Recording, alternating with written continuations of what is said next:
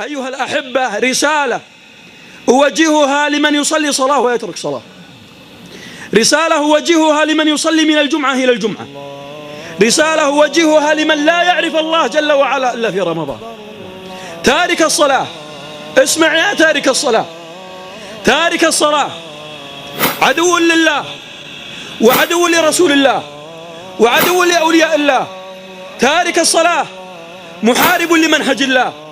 تارك الصلاة تتضرر منه الكائنات والعجموات، تتضرر النملة في جحرها من تارك الصلاة، وتلعنه الحيتان في الماء لأنه ترك الصلاة.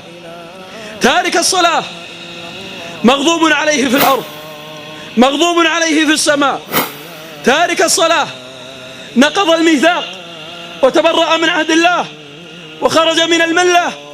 تارك الصلاة يقف يوم العرض الأكبر ولا حجة له عند الله. تارك الصلاة خان الله وخان الرسول.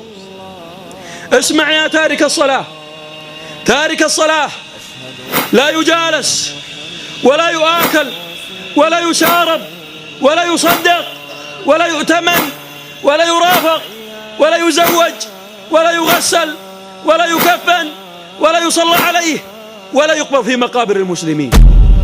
تارك الصلاة بالعربي الفصيح، تارك الصلاة مكبوت وعلى غير الإسلام يموت. فالله الله بالصلاة، فإنها آخر وصايا نبيكم صلى الله عليه وسلم، وهو يصارع الموت يقول الصلاة الصلاة الصلاة الصلاة الصلاة الصلاة وما ملكت أيمانكم. فإنه صلى الله عليه وسلم يقول أول ما يحاسب عليها العبد يوم القيامة الصلاة، إن صحت صح سائر العمل وإن فسدت فسد سائر العمل. فالله الله يا أخوان بالمحافظة على الصلاة.